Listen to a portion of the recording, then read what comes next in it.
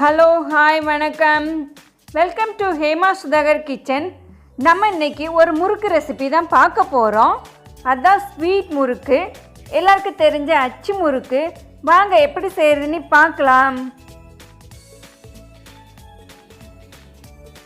இதை பண்ணுறதுக்கு நான் அன்றைக்கி ஒரு முட்டை எடுத்திருக்கேன்.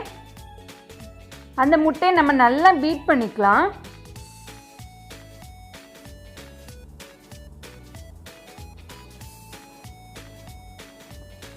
சப்போஸ் உங்களுக்கு முட்டை வேண்டாம், அல்ல முட்டை ஸ்மெல் பிடிக்காது அப்படின்னா முட்டை சேர்க்காமல் பண்ணலாம்.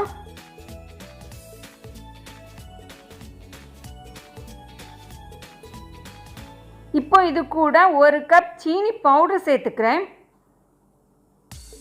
இது நான் வீட்டிலே சீனியை மிக்சியில் போட்டு அடித்து எடுத்து வச்சுருக்கேன். இப்போ இதையும் நல்லா மிக்ஸ் பண்ணிக்கலாம். இது கூட 3 கப் அரிசி மாவு சேர்த்துக்கிறேன். இந்த அரிசி மாவை நான் வீட்டிலே ரெடி பண்ணினேன். 2 டம்ளர் பச்சரிசியை 1 மணி நேரம் தண்ணியில் ஊற வச்சு மிக்சியில் நல்லா அரைச்சி சலடையில் சலித்து எடுத்துருக்கேன். நீங்கள் ரெடிமேட் அரிசி மாவுனாலும் எடுத்துக்கலாம். பட் அரிசி மாவு நல்லா நைஸாக இருக்கணும். சப்போஸ் ரெடிமேட் அரிசி மாவு கரன்னு இருந்துச்சு அப்படின்னா ஒரு டைம் மிக்சியில் போட்டு எடுத்துக்கோங்க. நான் இப்போ இது கூட 3/4 கப் தேங்காய் பாலை கொஞ்சம் கொஞ்சமாக சேர்க்குறேன். ஃபஸ்ட்டு நம்ம மிக்ஸ் பண்ணும்போது மாவு கெட்டியாக இருக்கும். நம்ம மிக்ஸ் பண்ண சுகர் நல்லா டிசால்வ் ஆகி அதில் உள்ள தண்ணியும் சேர்ந்து வரும். நம்ம ஒரு முட்டையை சேர்த்துருக்கோம், அதுவும் கொஞ்சம் லிக்விடாக இருக்கும். ஸோ மாவு கெட்டியாக இருக்குதுன்னு சொல்லிட்டு நம்ம ஃபஸ்ட்டே நிறைய தண்ணி சேர்க்கக்கூடாது. மாவு இப்படி ஒரு பக்கத்தில் இருக்கணும். ரொம்ப கெட்டியாகவும் இருக்கக்கூடாது, ரொம்ப தண்ணியாகவும் இருக்கக்கூடாது. நான் இப்போ இது கூட 1 பிஞ்ச் ஏலக்காய் பவுடர் சேர்த்துக்கிறேன். இது சேர்க்கனால நம்ம முறுக்கில் அந்த முட்டை வாசம் தெரியாது.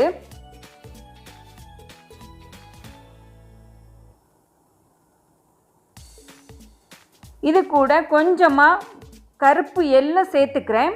சேர்த்து நல்லா மிக்ஸ் பண்ணிக்கலாம்.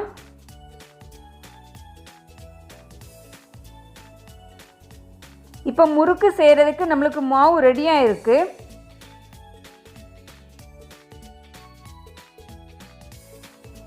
முறுக்கு சுடுறதுக்கு முன்னாலே நான் அச்சை சூடான எண்ணெயில் போட்டு வச்சுருக்கேன். அச்சு நல்லா சூடானா தான் மாவு அச்சில் ஒட்டும். இப்போ அச்சை நம்ம மாவில் முக்கி எடுக்க போகிறோம். முக்கும்போது இப்படி ஒரு சவுண்டு வந்துச்சு அப்படின்னா அச்சு நல்லா காஞ்சி இருக்கு, மாவு நல்லா ஒட்டுதுன்னு அர்த்தம். இதை நம்ம ஒரு சூடான ஆயிலில் போட்டு எடுக்க போகிறோம். அதே போல் அச்சை மாவில் முக்கும்போது 90% முக்குங்க. ஃபுல்லாக முக்கிட்டோம்னா நம்ம என்ன பண்ணாலும் மாவு அச்சிலேருந்து வராது. இப்போ 1.5 நிமிஷம் கழித்து பார்த்தோன்னா முறுக்கு அச்சிலேருந்து தானாக வரும். பழகுன அச்சுனா தானாக வந்துடும். புது அச்சு யூஸ் பண்ணிங்கன்னா சப்போஸ் அது ஒட்டுச்சு அப்படின்னா நீங்கள் ஒரு ஸ்பூன் அல்லனா ஃபோக் வச்சு எடுத்து விடுங்க, ஒன்றும் பிரச்சனை இல்லை. லைட் கோல்டன் கலர் ஆனதுக்கப்புறம் லைட்டாக திருப்பி விட்டுக்கோங்க.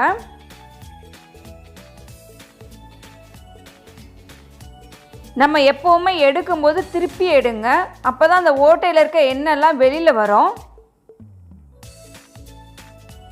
நான் அன்றைக்கி வீடியோக்காக நேரம் எடுத்திருக்கேன்.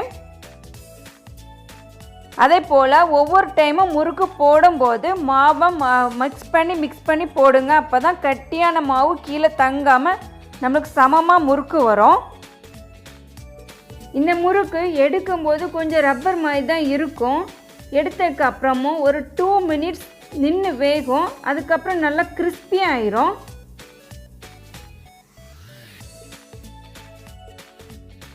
இந்த முறுக்கு நல்லா கிறிஸ்பியாக மைல்டு ஸ்வீட்டாக சாப்பிட்றதுக்கே ரொம்ப நல்லா இருக்கும். குழந்தைங்க பெரியவங்க எல்லாம் நல்லா விரும்பி சாப்பிடுவாங்க. இதை நம்ம பாக்ஸில் போட்டு யூஸ் பண்ணிக்கலாம். இந்த வீடியோ உங்களுக்கு பிடிச்சிருந்தா லைக் பண்ணுங்கள், ஷேர் பண்ணுங்கள், மறக்காமல் சப்ஸ்கிரைப் பண்ணுங்கள். Thank you.